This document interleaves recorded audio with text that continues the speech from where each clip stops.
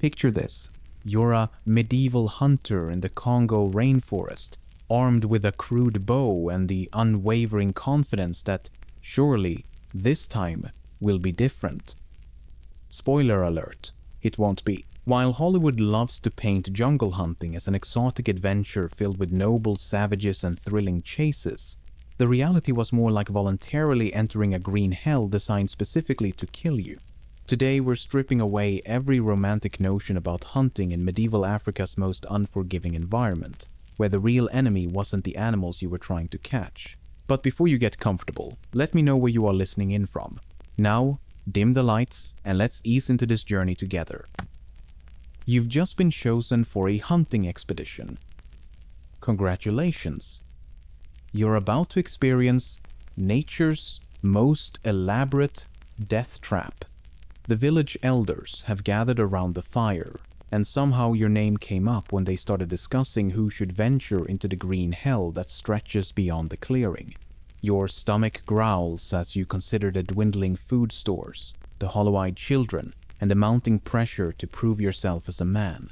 So, yes, you'll go.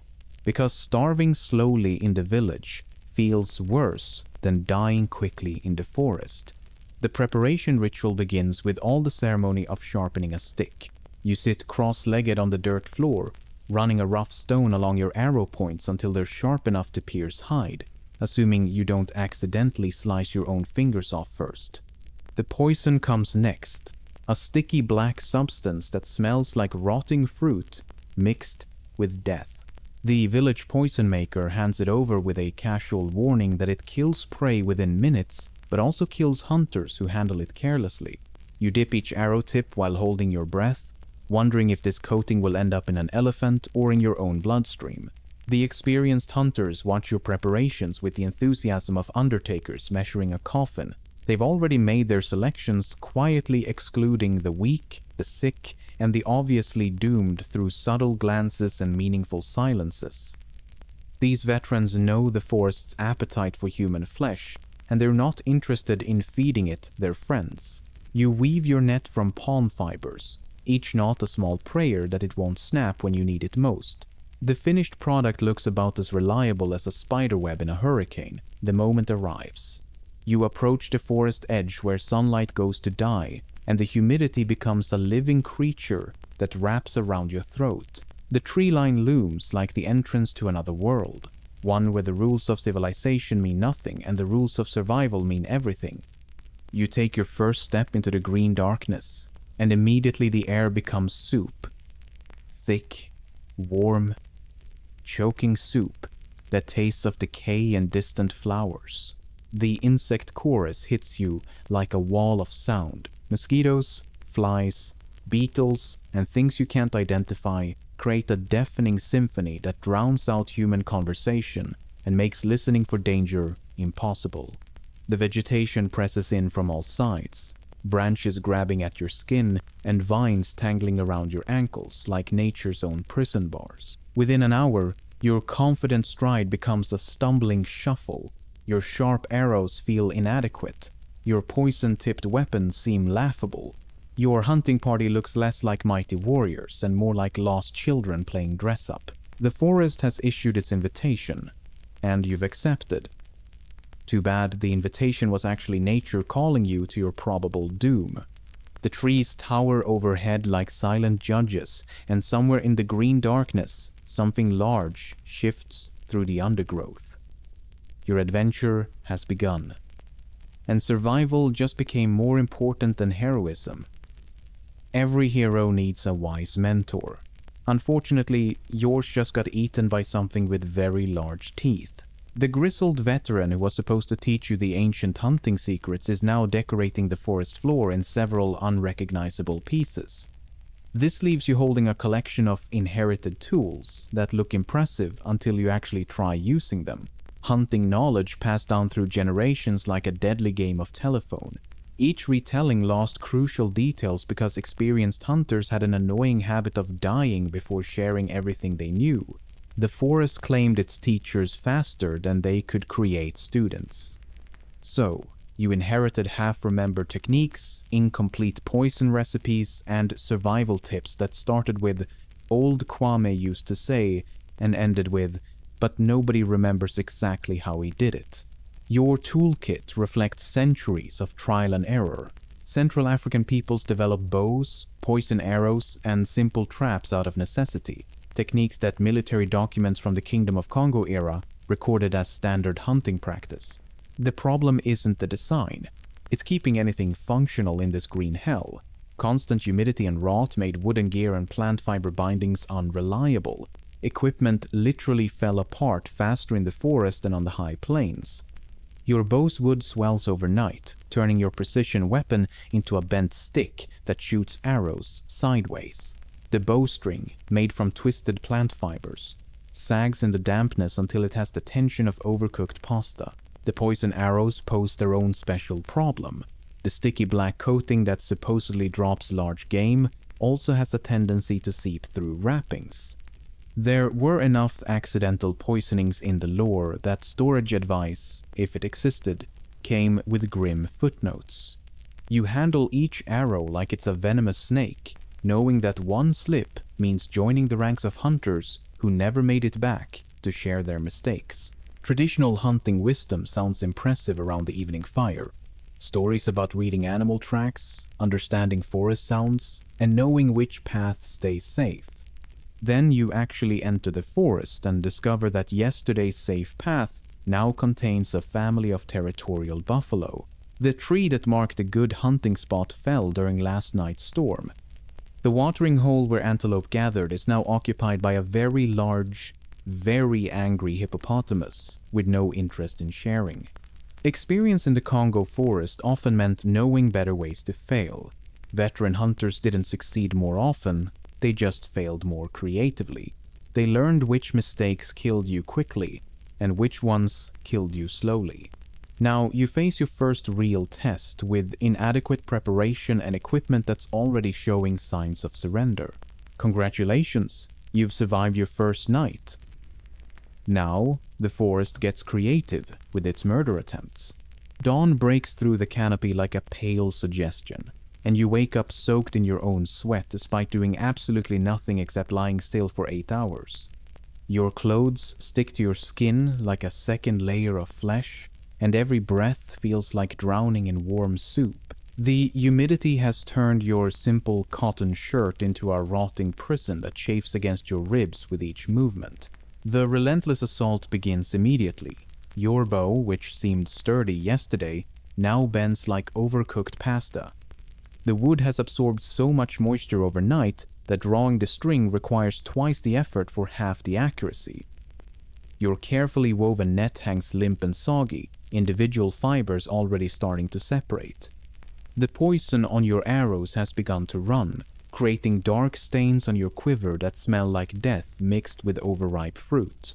Every small problem compounds into something life-threatening. That tiny scratch on your forearm from yesterday's thorn bush now throbs with angry red lines spreading toward your elbow. The constant dampness has turned your skin into a breeding ground for bacteria that feast on human flesh with remarkable enthusiasm. Your feet, perpetually wet inside leather boots, develop sores that refuse to heal in the moisture-saturated environment. The psychological torture begins with visibility. You can see exactly 3 feet in any direction through the dense undergrowth. Branches create a living wall that shifts and moves with every breeze, making shadows dance like approaching predators. You strain your ears for warning sounds, but the insect chorus drowns out everything except the loudest noises. Something large could approach within arm's length before you'd notice, assuming you survive long enough to notice anything. Setting a simple trap becomes a multi-day nightmare. Digging in the eternally damp soil creates muddy holes that collapse within hours. Finding suitable branches requires cutting through vegetation so thick that each step forward takes 10 minutes of hacking. Your trap, when finally completed, captures nothing except rainwater and disappointment. The animals know these forests better than you ever will, and they avoid your amateur attempts with casual indifference. Every task carries the constant threat of injury. Climbing over fallen logs risks impaling yourself on broken branches. Pushing through dense vegetation means accepting cuts from thorns, many of which carry their own special infections. A simple slip on wet leaves could mean a broken bone, and a broken bone in this environment means feeding the scavengers. Your hunting party moves like elderly invalids, each step calculated to avoid 1,000 ways the forest offers to kill you. The forest doesn't need dramatic predator attacks or spectacular natural disasters. It kills you with paper cuts that become septic, with humidity that rots your equipment, with insects that inject diseases directly into your bloodstream while you sleep. Each day brings a new catalog of small miseries that accumulate into large disasters. Something moves through the vegetation nearby, and you realize your greatest fears are about to become very real. You're staring directly at the Congo Basin's apex predators in their home territory.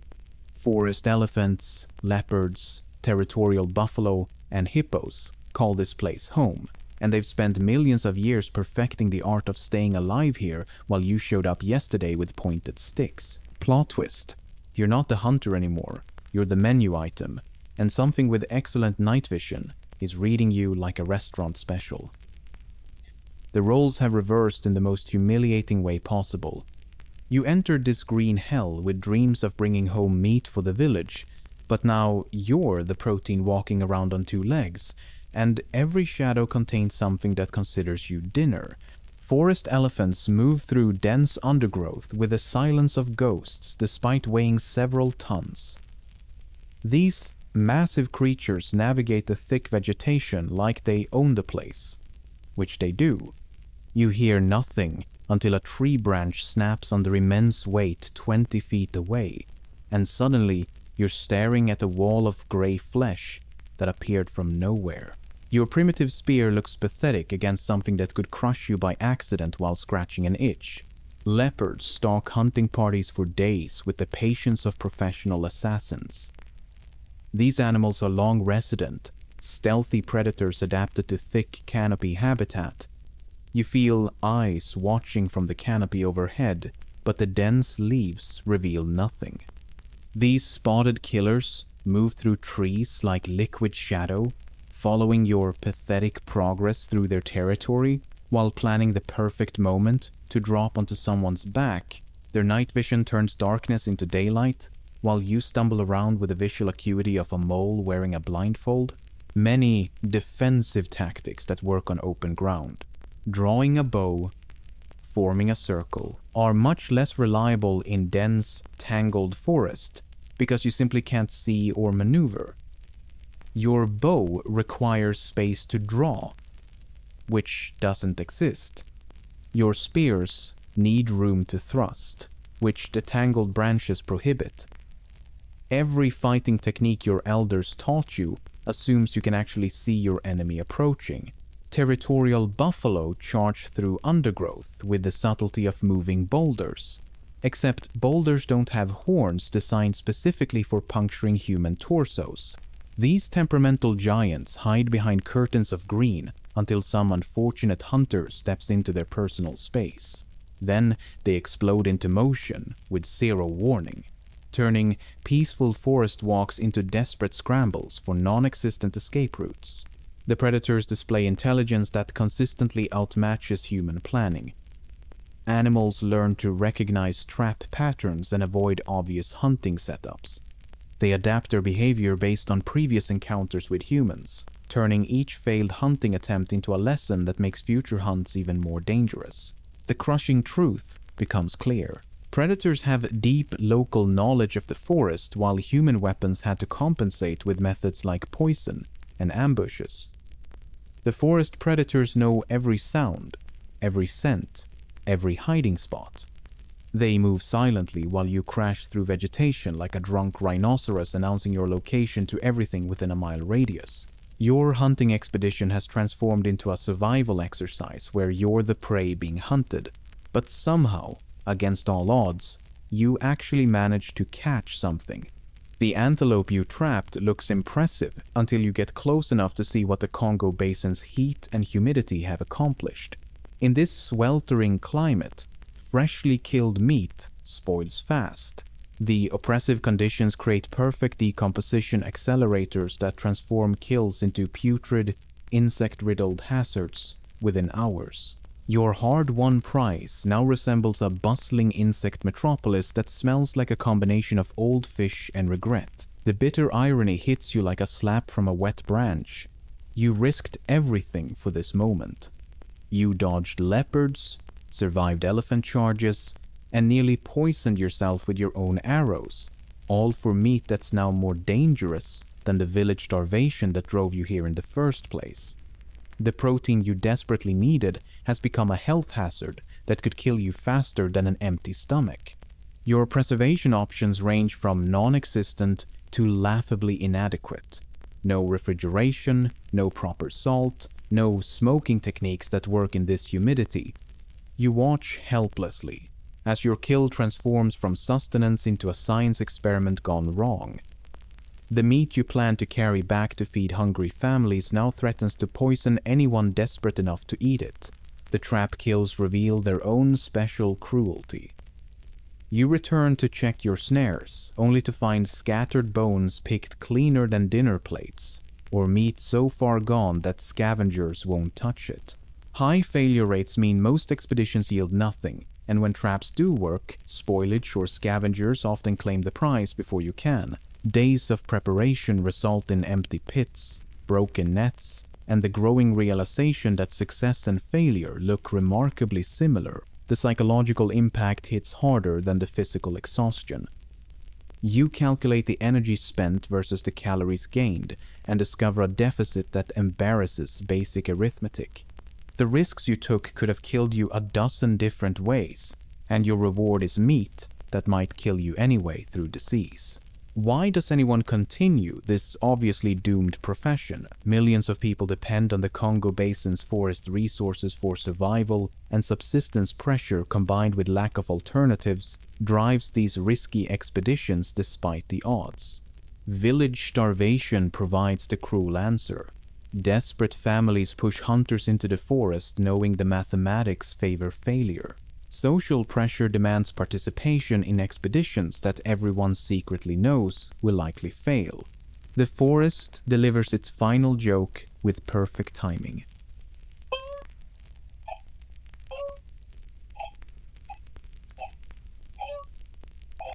Empty-handed hunters and those carrying spoiled meat both return to face the same village starvation that sent them into the green hell originally. Your adventure has produced nothing except proof that heroic narratives rarely survive contact with historical reality. Yet somehow, these hunters kept trying, driven by desperation that made impossible odds seem worth facing. Their persistence reveals something deeper than romantic adventure stories ever capture. Medieval Congo hunting wasn't a hero's journey, but a masterclass in human stubbornness against impossible odds. These hunters faced down leopards with pointed sticks, challenged elephants with crude bows, and entered a green hell that killed more efficiently than any medieval plague. The real heroism lay not in romantic adventure but in grinding persistence despite knowing the likely outcome. Every morning, hunters woke up knowing the forest would probably claim someone before sunset. They sharpened their inadequate weapons anyway. They mixed their unreliable poisons despite the risk of self-poisoning. They entered vegetation so thick that survival depended more on luck than skill. The archaeological record hints at this grim reality through scattered stone tools and disturbed contexts that suggest failed hunts and dangerous encounters. Behind every romanticized jungle adventure story lie countless unnamed hunters who never made it home to tell their tales. Their bones fertilize the forest floor.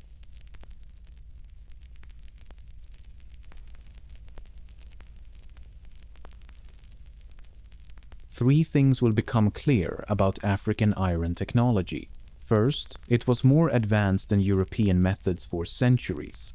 Second, colonial-era scholars often explained African technological sophistication, away with diffusionist theories, or simply ignored it. Third, modern science has now confirmed what local oral traditions never stopped claiming. Scholars documented Haya furnaces that, using preheating plus forced air, attained temperatures high enough to produce medium carbon steel.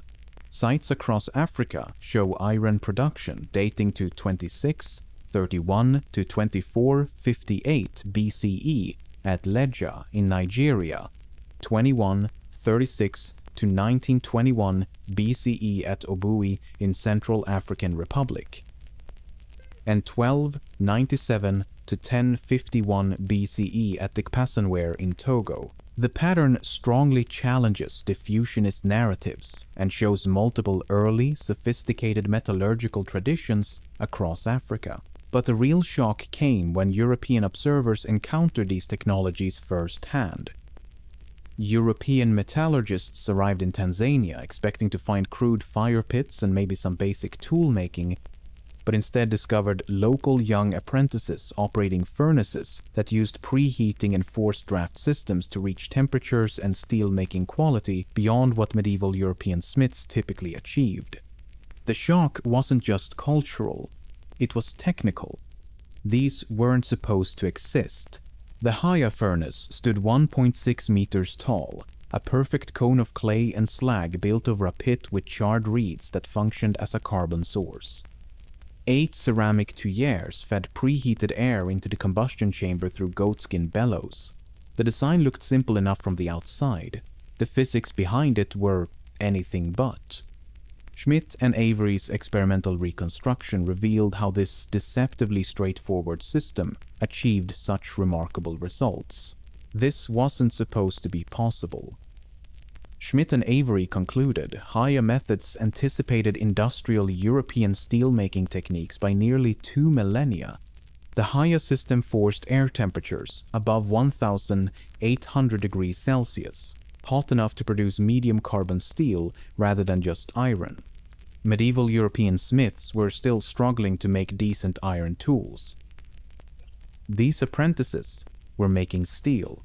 The preheating system worked through natural physics principles that European metallurgy wouldn't master for centuries. Air entered through the bellows, traveled through ceramic pipes buried in the furnace walls, and emerged superheated into the combustion chamber. The charred reeds provided precise carbon content while the charcoal maintained consistent heat. Every element served multiple functions in ways that seemed almost engineered. Those 8 ceramic tuyères weren't randomly placed. They created precise airflow patterns that maintained consistent heat distribution throughout the smelting process. Too few pipes, and the furnace died. Too many, and the iron burned away. Through long practice and refinement, Haya smelters arrived at a system that balanced airflow, fuel, and carbon input with remarkable precision. The archaeological evidence was undeniable. Excavations on Lake Victoria's western shore revealed 13 furnaces nearly identical to contemporary Haya designs. Radiocarbon dating placed them between 1,500 and 2,000 years old.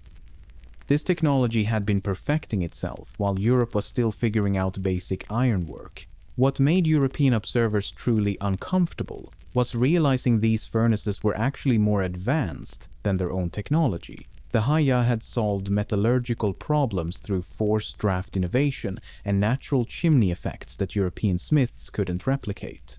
They'd created a variant of the bloomery process that produced superior results with locally sourced materials. The knowledge system behind these furnaces represented generations of accumulated expertise, passed down through master-apprentice relationships. This wasn't accidental discovery or borrowed techniques from distant civilizations. The Haya had developed metallurgical solutions that European smiths were still struggling with, using nothing but local clay and centuries of refined technique. But mastering these sophisticated machines demanded more than just technical knowledge. Young apprentices faced a brutal initiation that could kill them if they made wrong moves. The heat alone reached temperatures that could melt copper, and one misstep meant losing months of preparation in minutes. Training started with hauling heavy baskets of iron ore from quarries that could be miles away across rough terrain in blazing Sunday. Then came massive charcoal collection. A single smelting operation consumed charcoal by the ton, and apprentices spent weeks gathering wood, building earth kilns, and tending the slow burn that transformed logs into fuel. After that came furnace construction from scratch, using precise clay mixtures that took years to perfect. The smelting process demanded days of continuous, shift-based work around the clock to maintain the precise temperatures needed for steel production. You couldn't take breaks. You couldn't get distracted. The furnace required feeding, monitoring, and adjustment every few minutes for sustained periods. Standing in blistering heat for hours sounds manageable until you realize these furnaces reached 1,800 degrees Celsius. That's hot enough to melt bronze. Workers positioned themselves mere feet from openings that glowed white-hot, manually feeding charcoal into chambers that could incinerate flesh in seconds. Toxic fumes and the risk of carbon monoxide exposure, severe burns and heat exhaustion were real occupational hazards. The precision required meant constant vigilance. Too little air and the furnace died, wasting weeks of preparation and expensive materials. Too much air and the iron burned away completely, leaving nothing but worthless ash. Apprentices learned to read the furnace by sound, smell, and the color of the glow visible through blowpipe holes. A subtle change in the roar meant adjusting airflow. A shift in the smoke's smell indicated temperature problems. The flame color told you whether the iron was forming properly or burning off into useless slag. This process created sensory experts who could diagnose furnace problems from considerable distances. They developed an acute reading of flame color, sound, and smell to distinguish proper combustion from warning signs of impending failure. Master smelters could predict furnace behavior hours in advance based on subtle changes invisible to untrained observers. Ethnographic research shows smelting knowledge was transmitted through master-apprentice systems and ritual protocols, producing craftsmen whose practical expertise could not be gleaned by short observation. They were mastering complex technology that required years of training and split-second decision-making under extreme conditions. The knowledge transfer system preserved this sophisticated technology across generations through hands-on experience that couldn't be learned from books or casual observation. The apprentices operating these furnaces possessed technical knowledge that European metallurgists lacked completely. And when those Europeans finally encountered these systems firsthand, their bewilderment would be preserved forever in their own written records. European accounts from the early modern period through the 19th century repeatedly noted unexpected sophistication in African ironwork, though their journal entries read like confused technical reports written by people who couldn't quite believe what they were seeing. The entries shift between detailed observations and bewildered speculation, as if the writers were documenting technology that somehow worked better than their own. When Peter Schmidt and Donald Avery published their findings in Science magazine in 1978, they included accounts of European observers who had documented these furnaces but couldn't explain how they worked. The archaeological team had uncovered furnaces nearly identical to contemporary Haya designs, dating back 1,500 to 2,000 years. As Schmidt and Avery concluded, this evidence would help to change scholarly and popular ideas that technological sophistication developed in Europe but not in Africa. The explorers faced a cognitive dissonance that jumps off every page of their journals. Their cultural assumptions told them this technology shouldn't exist in Africa, but their eyes showed them furnaces producing superior steel. You can almost feel their frustration as they struggled to reconcile expectations with reality. They documented precise technical details while simultaneously failing to understand the complex processes they were witnessing.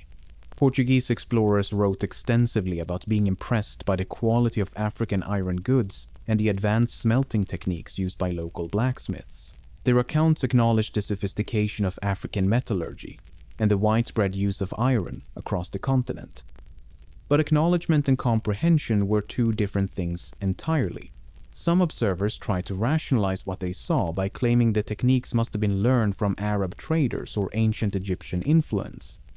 This became a common colonial-era explanation for any advanced African technology, though modern archaeology increasingly questions these diffusionist assumptions. Haya oral traditions pointed to shrine trees, marking ancient smelting sites, local memory that matched what excavations later found. These sacred groves served as historical markers for generations of iron production, with specific trees associated with particular furnace locations. The traditions provided context that explorers either ignored or dismissed as primitive folklore. The most telling detail was that explorers could document the technology but couldn't replicate it. European observers could sketch and measure but lacked generational, embodied knowledge, and therefore attempts to replicate without local apprenticeship generally failed or underperformed. The knowledge lived in the hands and minds of African smelters, who had learned through years of apprenticeship. These confused journal entries now serve as inadvertent testimony to the sophistication of African technology that colonial narratives would later try to dismiss.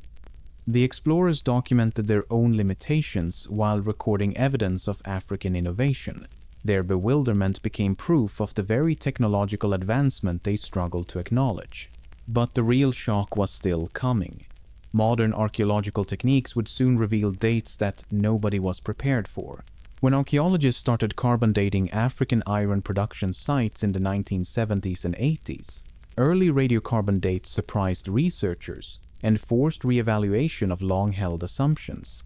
The numbers didn't match what colonial historians had been teaching for decades.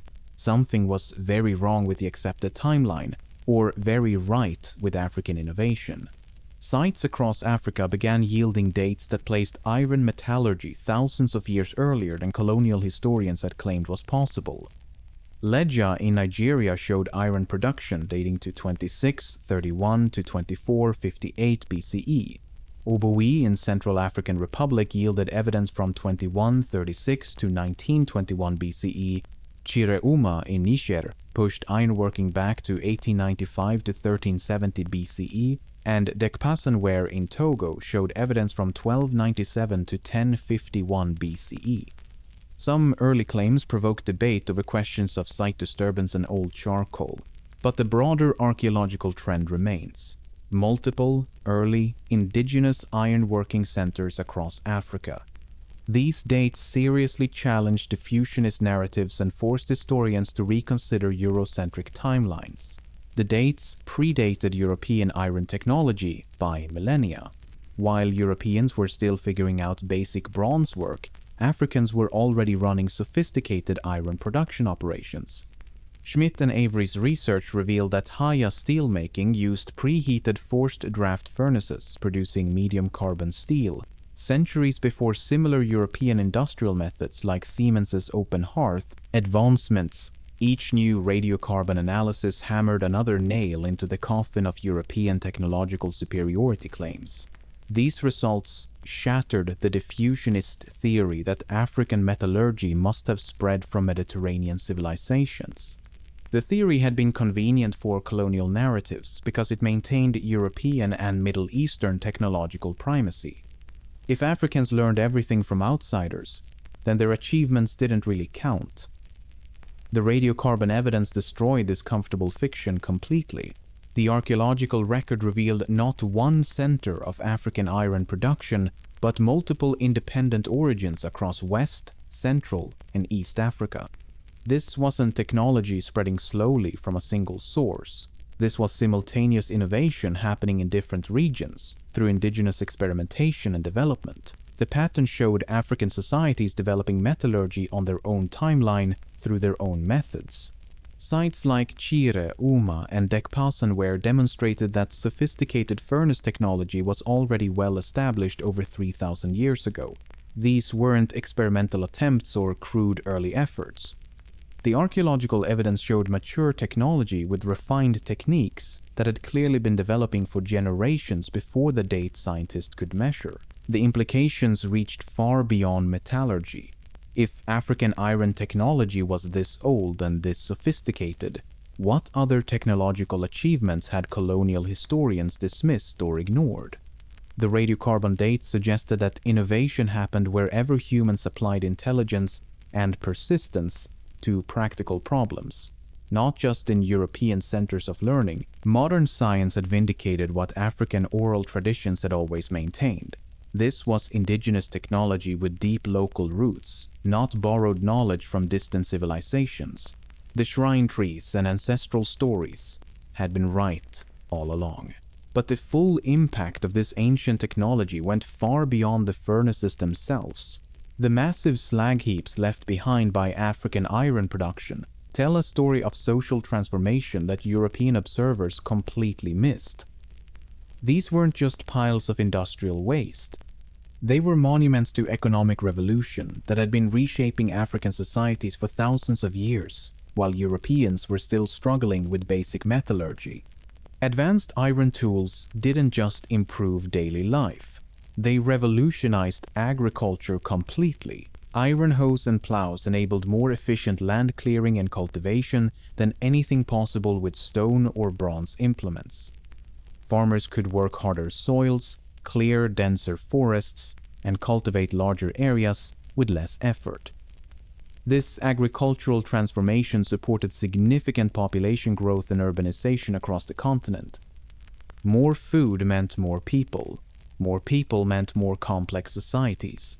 Across Africa, smiths' social status varied. In some places they were powerful ritual specialists, in others marginal and feared, because their craft was bound up with ideas about fire, transformation, and social power. Among the Mande people, blacksmiths were both revered and feared for their control over natural forces and their spiritual knowledge called nyama. They could create the tools that fed communities and the weapons that protected them, but their power over metal and fire made them dangerous figures in the spiritual realm. Iron production became intertwined with political power as rulers patronized smelters to equip armies and create prestige objects that legitimized authority. The Trans-Saharan and Indian Ocean networks carried iron goods regionally, tying metallurgy directly to state formation and long-distance trade. Kings and chiefs needed iron weapons to maintain their positions and iron tools to keep their subjects productive. The blacksmiths who controlled this technology became essential figures in maintaining state power. The scale of production was staggering. At Corsimoro in Burkina Faso, archaeologists found about 200,000 tons of slag from centuries of iron production, evidence of major industrial operations that supplied entire regions. Not every large slag mound implies a centralized state. In many cases, the output came from specialized local centers integrated into wider trade networks. These weren't small family workshops. They were production centers that operated for centuries, creating goods for networks that stretched across continents. Iron currency and ritual objects connected metallurgy to concepts of wealth, spiritual power, and cultural identity in ways that went far beyond simple tool-making. Ceremonial objects and regalia held considerable social importance in various rituals. The symbolic significance of metallurgy appeared in intricate designs and motifs that reflected religious and cultural themes. What Europeans saw as individual craftsmen were actually key figures in complex economic and political networks that had been operating for millennia. The ritual aspects of iron production, including shrine trees and ceremonial protocols, represented sophisticated knowledge management systems that preserved technical expertise across generations through songs, prayers, and carefully guarded secrets. African iron technology wasn't just about making better tools. It was the foundation for state formation, long-distance trade, and cultural development that shaped the continent for thousands of years. The evidence was right there in their own journals and observations, waiting to contradict everything they thought they knew. The ultimate irony is that European explorers documented the very evidence that would later debunk their own cultural assumptions about African technological capacity. Their confused journal entries and technical observations became the foundation for modern archaeological studies that proved African metallurgy was centuries ahead of European methods. Modern archaeometallurgy now studies African techniques as examples of sophisticated indigenous innovation. Contemporary materials scientists are learning from furnace designs that were perfected thousands of years ago. The Haya steel-making process that baffled European observers is now recognized as a remarkable technological achievement that predated similar European techniques by centuries. So, the next time someone mentions the civilizing mission of European colonialism, remind them that the civilizers were often the ones who needed schooling. Those teenagers operating advanced furnaces weren't the primitive ones in this story.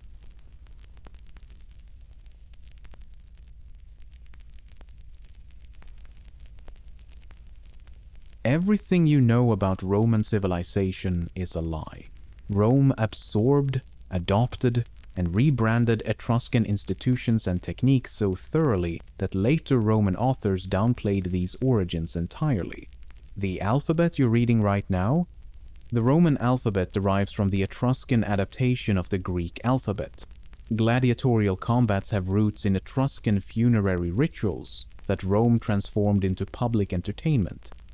The roads, the gods, even the very idea of kings ruling Rome, all borrowed from a civilization so thoroughly erased that most people have never heard their name for centuries before Rome became Rome. It was ruled by the Etruscans, a mysterious people who built the foundation of an empire, only to watch their successors take all the credit. Their political and cultural origins were downplayed and rebranded by later Roman tradition. But who exactly were these forgotten rulers?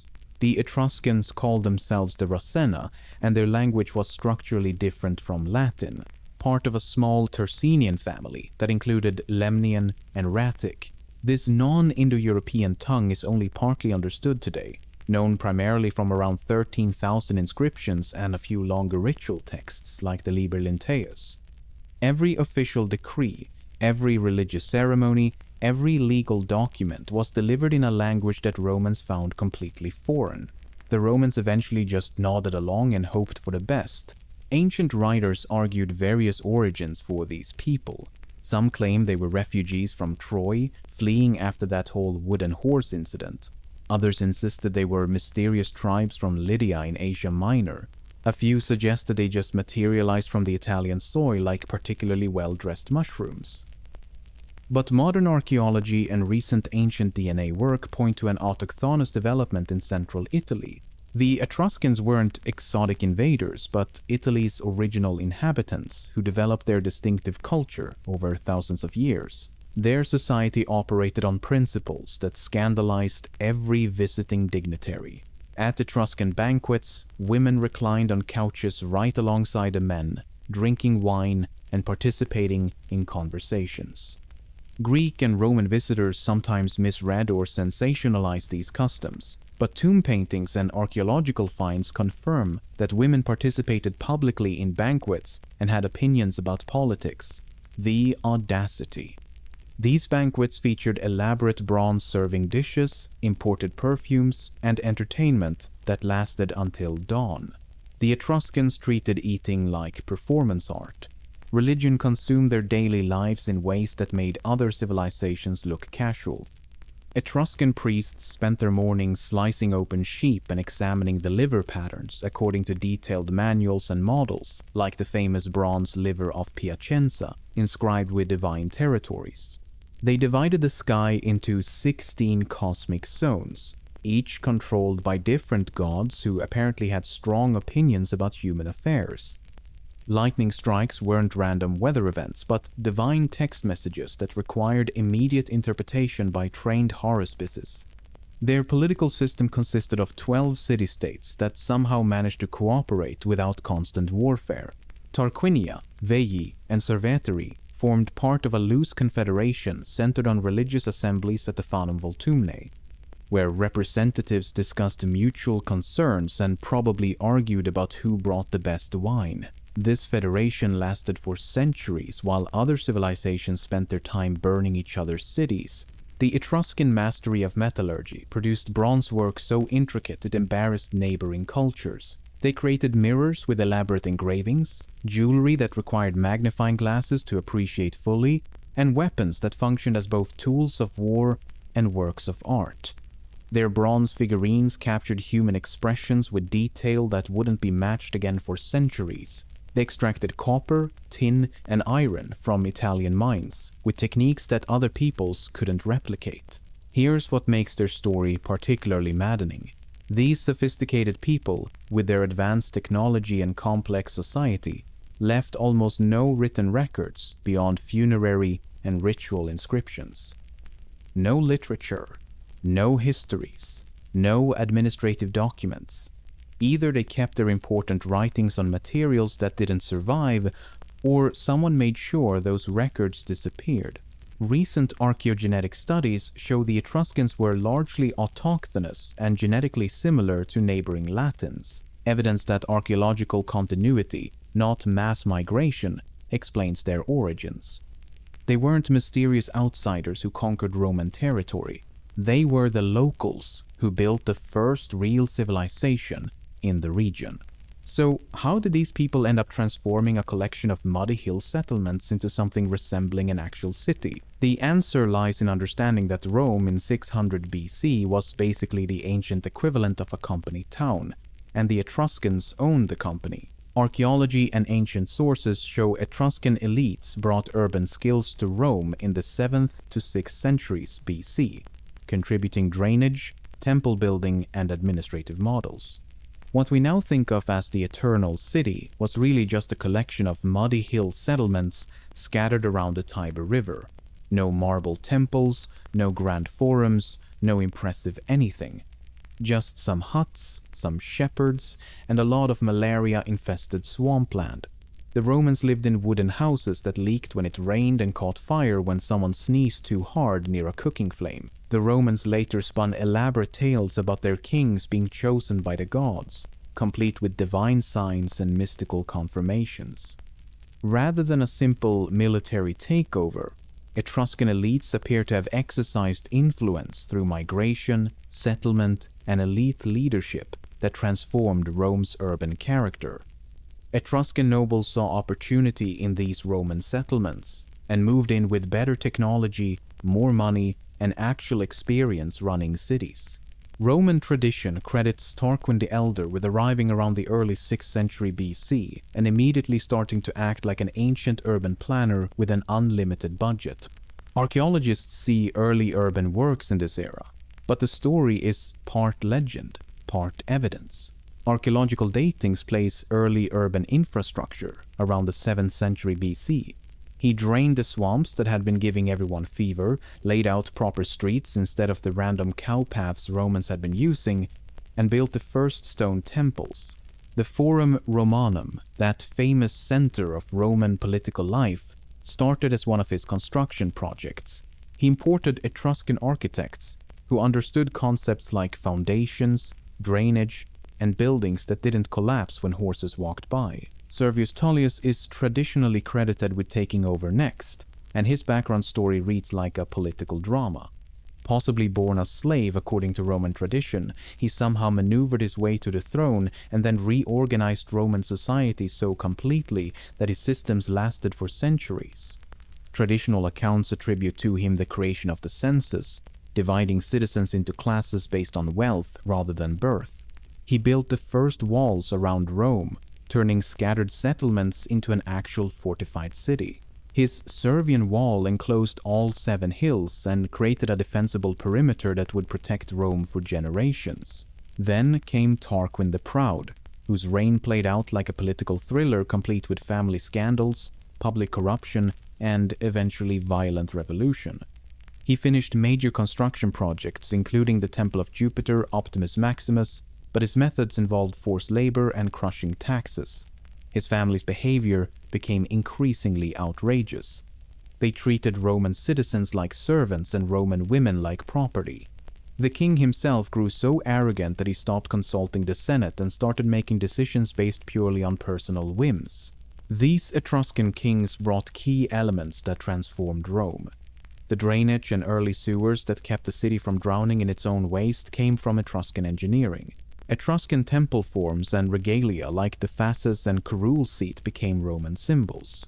The religious ceremonies that Romans considered sacred traditions incorporated Etruscan practices.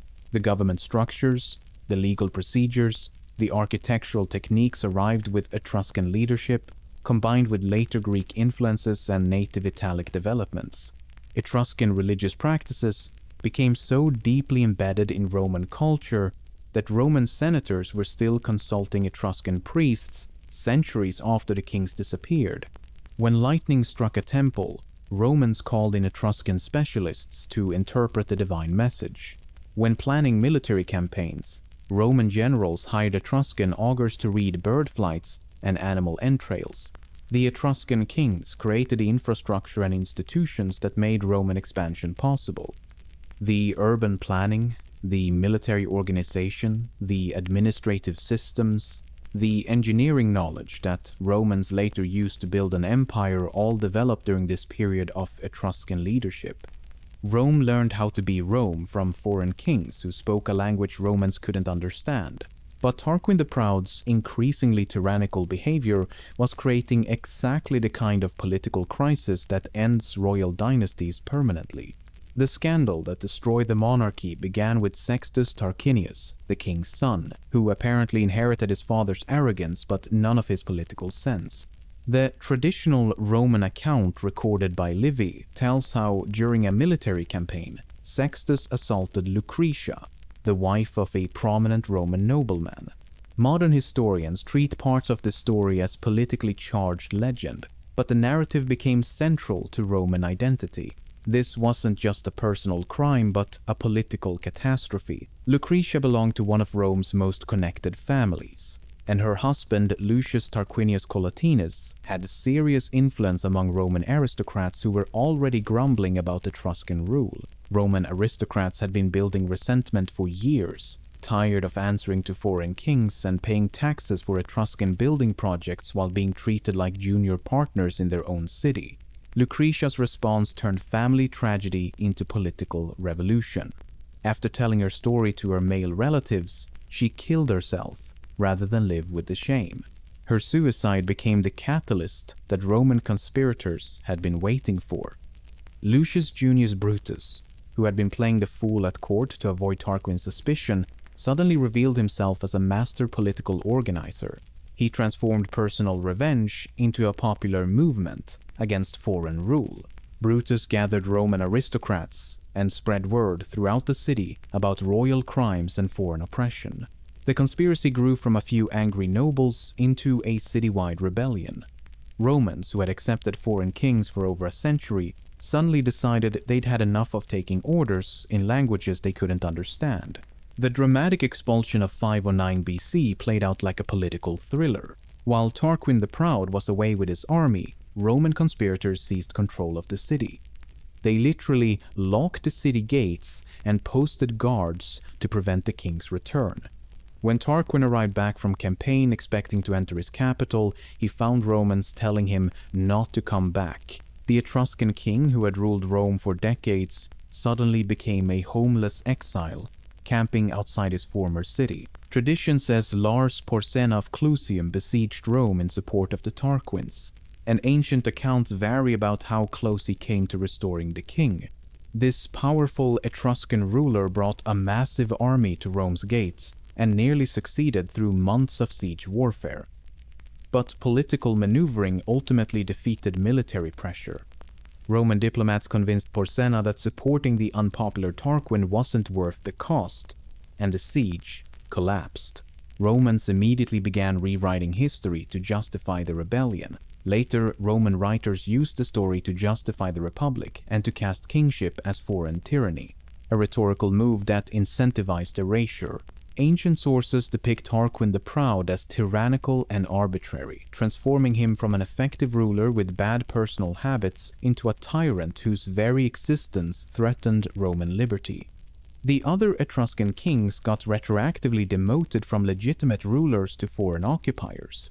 The irony cuts deep. Romans rejected Etruscan political control while keeping every useful Etruscan innovation. They threw out the foreign management but maintained the corporate culture. The governmental structures, religious practices, architectural techniques, and legal procedures that Etruscan kings had established remained in place. Romans simply claimed ownership of systems they had inherited from their expelled rulers. The birth of the Roman Republic was essentially a hostile takeover, that kept the corporate culture but fired all the foreign management. Romans gained political independence while maintaining the technological and institutional advantages that Etruscan rule had provided. They got to feel patriotic about the revolution while continuing to benefit from everything their former kings had built. But the political revolution was just the beginning. What happened next was far more systematic and thorough than simple regime change. Rome systematically adopted, adapted, and rebranded many Etruscan practices, often presenting them later as Roman traditions in literature and public memory. Imagine if Apple fired Steve Jobs, kept all his innovations, then spent decades claiming they invented the smartphone. After expelling their foreign kings, Romans embarked on one of the most effective cultural assimilations in the ancient Mediterranean. They kept every useful Etruscan innovation while methodically scrubbing the origins from official records. Roman historians rewrote the story to make everything look like homegrown Roman genius. The alphabet used by Rome descends from an Etruscan adaptation of a Western Greek alphabet. Greeks adapted it from Phoenicians, Etruscans modified it from Greeks, and Romans inherited it from Etruscans. But Roman records give credit only to divine inspiration and Roman cleverness. They claim their letters came from the god Carmenta, completely ignoring the Etruscan scribes who had been teaching Romans to read and write for generations. Roman religious practices were wholesale imports that Romans rebranded as ancient traditions. Haruspice, the practice of reading sheep livers to predict the future, came directly from Etruscan priests who preserved ritual manuals and models such as the liver of Piacenza. Romans continued to consult Etruscan haruspices for auspices centuries after the Republic began. Roman augurs who interpreted bird flights and thunder patterns used methods developed in Etruscan temples. Even the layout of Roman temples followed Etruscan architectural rules about sacred space and divine geometry. Romans consulted Etruscan religious experts for centuries, while simultaneously claiming their rituals were gifts from Roman gods. Roman architectural techniques that modern tourists admire were Etruscan engineering solutions with new labels. The arch, that signature Roman innovation, was perfected by Etruscan builders who understood load distribution and structural stress. Roman architecture later blended these Etruscan practices with Greek forms. Urban drainage systems that kept Roman cities from drowning in sewage came from Etruscan engineers who had solved those problems generations earlier. City planning principles that Romans used throughout their empire originated in Etruscan settlements where planners first figured out how to organize streets, public spaces, and residential areas efficiently. Gladiatorial games, perhaps the most famous Roman entertainment, started as Etruscan funeral rites, where early combats were associated with funerary honor. Romans later transformed them into public spectacles and amphitheaters. Wealthy Etruscans held elaborate ceremonies where prisoners fought to the death to honor dead aristocrats.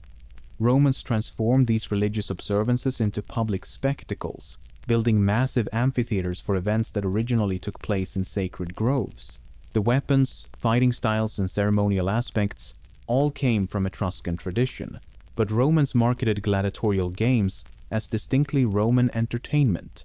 Roman governmental symbols were Etruscan status markers that Romans simply kept using after the political changeover. Fasces and certain magisterial regalia have Etruscan parallels and archaeological examples. The toga, that flowing garment that marked Roman citizenship, was Etruscan formal wear. The purple stripe that decorated senatorial togas was an Etruscan indication of high rank. Romans maintained a visual language of power while claiming these symbols represented Roman values and Roman achievement. Even Roman artistic styles followed Etruscan models for centuries after the Republic began. Roman sculptors learned their techniques from Etruscan masters who had developed realistic portrait sculpture. Roman painters copied Etruscan fresco styles and color schemes. Roman metalworkers used Etruscan methods for creating bronze statues and decorative objects. The artistic tradition that tourists associate with Roman culture was actually Etruscan craftsmanship with Roman signatures.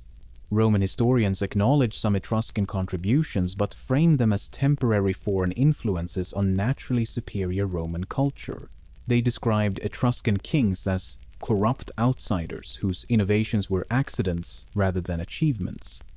Roman writers credited their ancestors with improving Etruscan techniques through Roman virtue and Roman intelligence, making appropriation look like natural evolution. The realization hits hard. Roman culture was largely a greatest hits compilation of Etruscan innovations. The legal systems, religious practices, architectural techniques, artistic styles, and governmental structures that made Roman civilization possible all originated during the period of Etruscan rule. Romans didn't create their culture so much as inherit it from expelled foreign managers. This raises a disturbing question about how thoroughly the original creators disappeared from historical memory. The mechanics of how this happened reveal history's most complete cultural absorption. A civilization that dominated central Italy for centuries somehow became nearly invisible to later generations. Compared with Greeks or Egyptians, the Etruscans left far fewer literary records. Much of what survives is funerary art, inscriptions, and archaeological remains. Egyptian pharaohs built pyramids that still dominate the desert skyline. Greek philosophers left libraries of writings that scholars still debate. The Etruscans left tombs, some pottery, and a language that reads like an ancient puzzle with only partial solutions. Not everything vanished completely. The Liber Linteus, a ritual text preserved on Egyptian mummy wrappings, provides one of the longest surviving Etruscan texts. The Pyrgi tablets offer bilingual Etruscan Punic inscriptions that help decode their language. But these fragments only emphasize how much disappeared compared to what other civilizations preserved.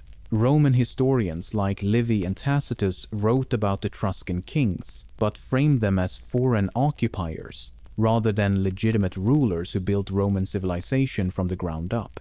These writers describe Tarquin the Elder and his successors as temporary interruptions in natural Roman development rather than the actual creators of Roman political and cultural institutions. They portrayed Etruscan innovations as accidents or improvements to existing Roman systems, completely inverting the historical timeline to make Romans look like the original innovators. The Etruscan language gradually disappeared, as Latin became dominant for administration and inscription over time. Etruscan inscriptions decline by the 1st century BC and disappear around the 1st century AD. Etruscan aristocrats who wanted to participate in Roman politics had to conduct business in Latin. Their children learned Latin in school, while Etruscan became the language spoken only at home. Within a few generations, even Etruscan families were communicating primarily in Latin, relegating their ancestral language to religious ceremonies and family traditions that eventually died out entirely. Roman urban development literally built over Etruscan sites, burying the physical evidence of their predecessors under layers of Roman construction. When Romans expanded their cities, they used Etruscan foundations as building platforms for new structures. Romans often reused bronze and stone. Etruscan bronzes were frequently recycled in later centuries, reducing surviving monuments. Archaeological excavations in modern Rome consistently find Etruscan artifacts and buildings remain several meters below Roman-era structures. Etruscan religious sites were converted to Roman temples, maintaining the locations but changing the attributions. Sacred groves where Etruscans had worshipped their gods became sites of Roman temples dedicated to Jupiter, Mars, and Venus. The priests who conducted ceremonies at these locations were replaced by Roman religious officials who performed similar rituals while crediting different gods. The religious calendar remained largely the same, but the divine recipients of prayers and sacrifices acquired Roman names and Roman mythological backgrounds. Intermarriage and cultural assimilation meant Etruscan families became Roman families within a few generations. Etruscan nobles married Roman aristocrats to maintain their political influence and social status. Their children adopted Roman names, spoke Latin, and participated in Roman political life. Economic necessity drove cultural assimilation more effectively than any government policy. The question remains whether this erasure was intentional policy or just a natural result of Roman expansion. Roman leaders certainly benefited from claiming credit for Etruscan innovations, and Roman historians consistently minimized Etruscan contributions to Roman success. Scholars see assimilation as a mixture: practical assimilation through intermarriage and bilingualism, Roman political advantage, loss of perishable records, and later Roman historiographical reframing combined to make Etruscan origins less visible. The quiet tragedy is that an accomplished culture's own voice simply faded away. The Etruscans didn't vanish through conquest or migration, but were absorbed so completely that their contributions became Roman by default. Their political independence ended, their cultural identity merged with Roman culture, and their historical records vanished, leaving only archaeological fragments to hint at a civilization that shaped everything we associate with Roman greatness. Today's traces of their influence surround us everywhere. The next time someone talks about Roman greatness, remember that most of it started with a people whose name most can't even pronounce correctly. The Etruscans contributed key foundations of what became Roman, and then Western, institutions and symbols. The Etruscans prove that in history, as in life, sometimes the most important contributions come from the people who get written out of the story. They built the foundation that Romans inherited and got their credit absorbed by the people they taught to read and write. Roman historians turned their teachers into footnotes. Their legacy lives on in the alphabet derivation, phases, early urban drainage and engineering, haruspicy, and gladiatorial origins that shaped Roman civilization. A civilization hiding in plain sight, waiting for archaeologists to give them back their credit. Next time you see a Roman ruin, look for the Etruscan fingerprints that history tried to erase.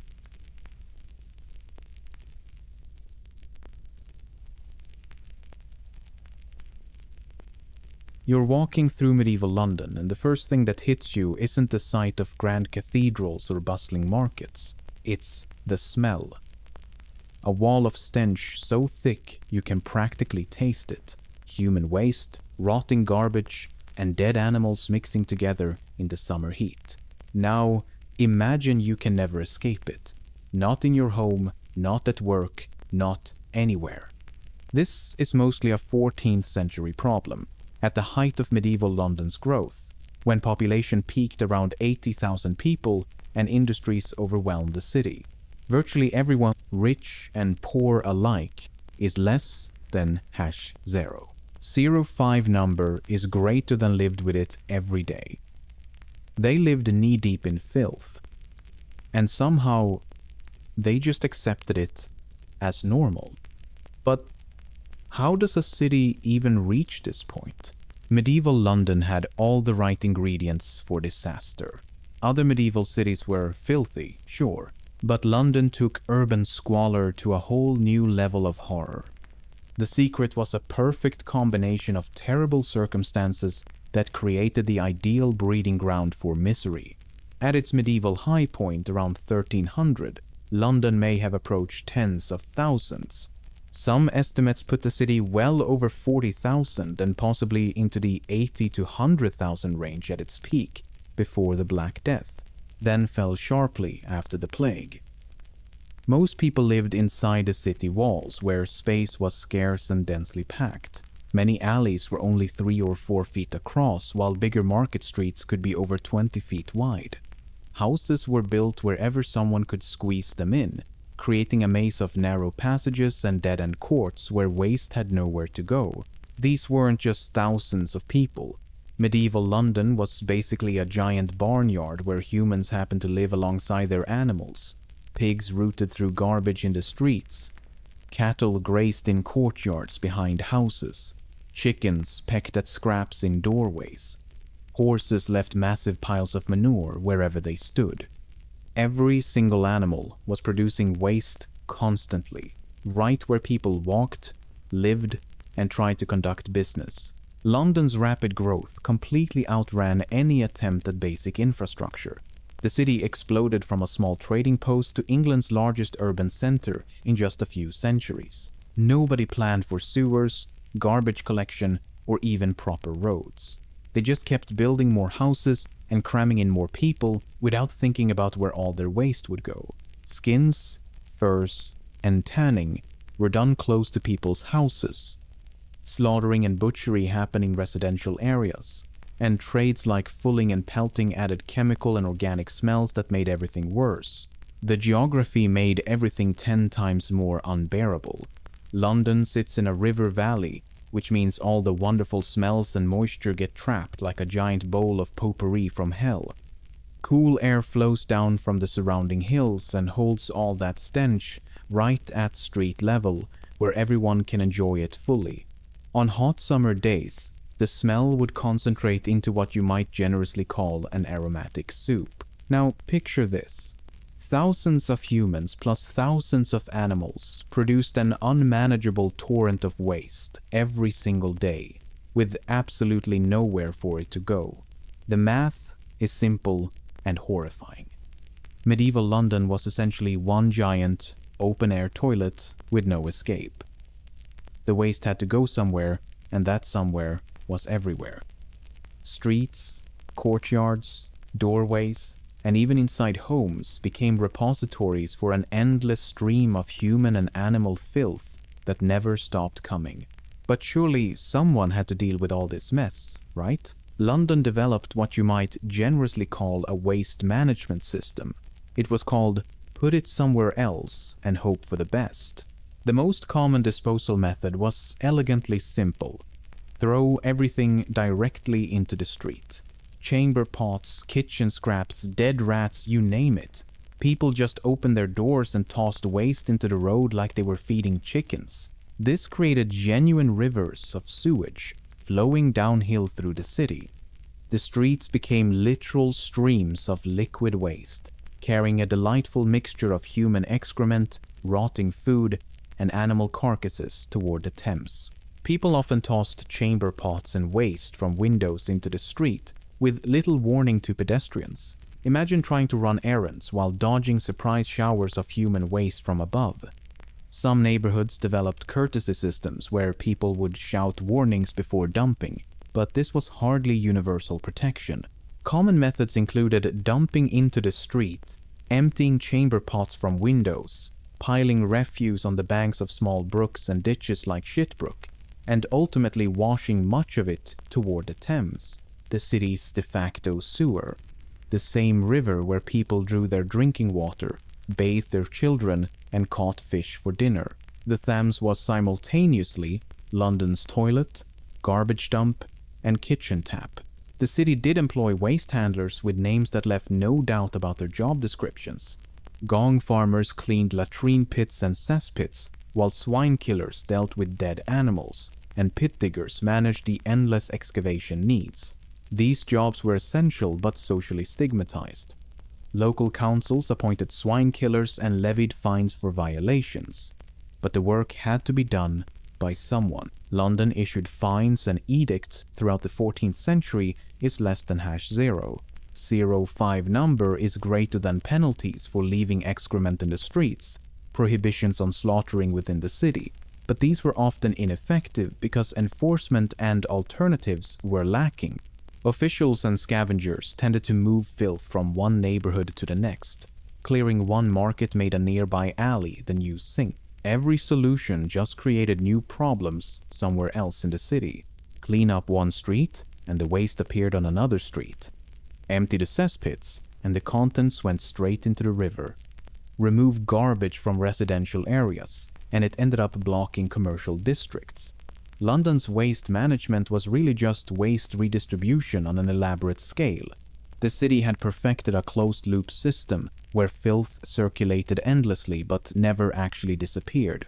Everyone shared in the misery, ensuring that no neighborhood could claim superiority over any other when it came to basic hygiene and livability.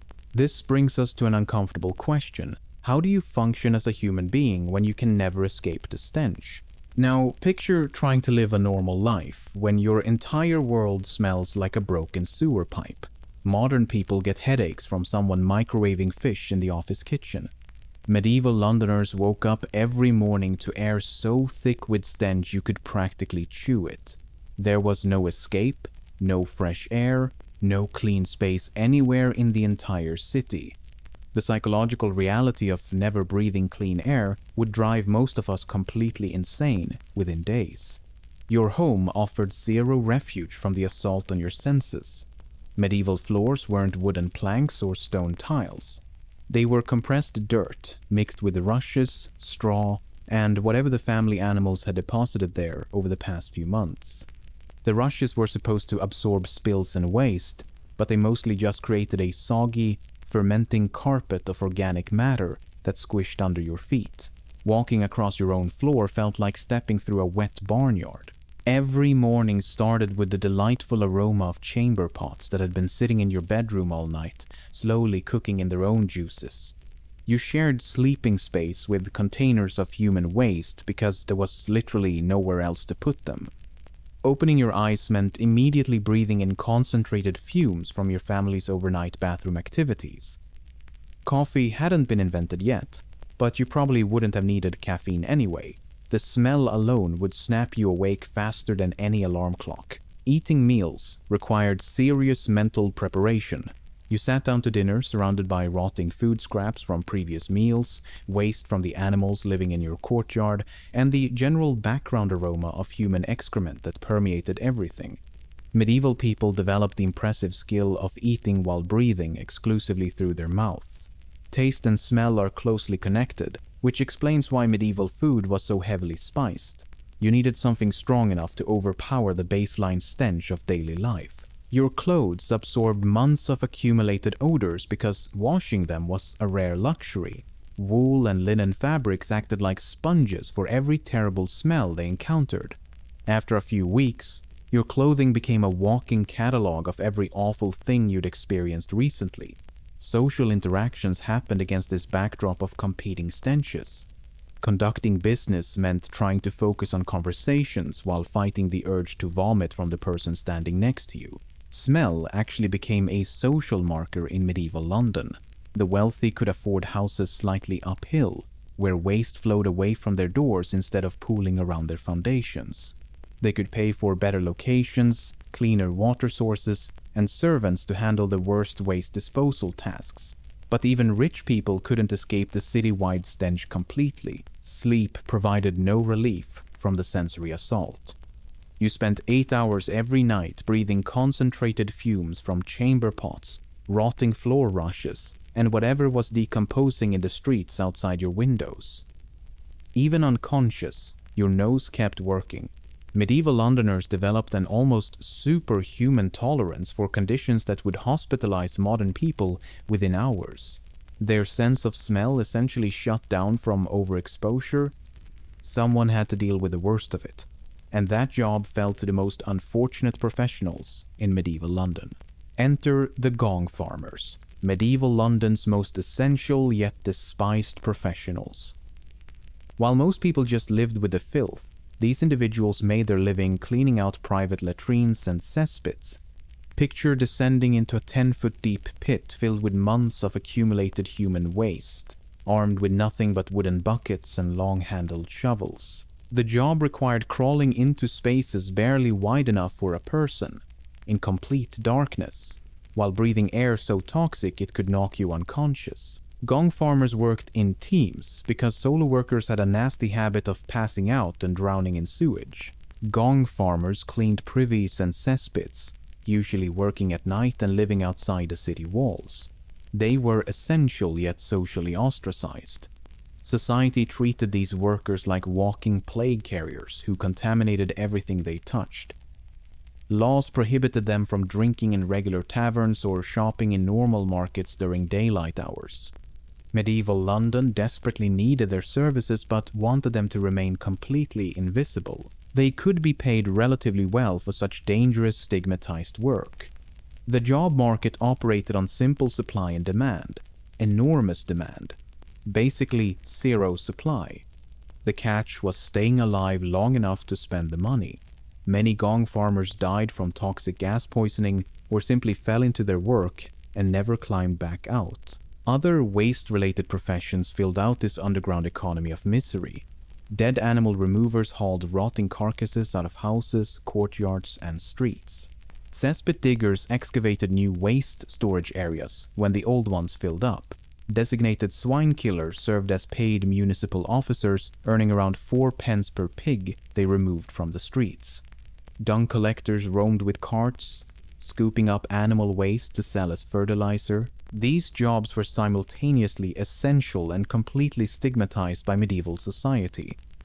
Everyone desperately needed waste removal services, but nobody wanted to associate with the people providing them. The workers lived in a strange social limbo where they were both indispensable and untouchable. They kept London barely functional while being treated as social outcasts. The ultimate irony was staggering. The people performing the most crucial public health work in the entire city were banned from participating in normal social life.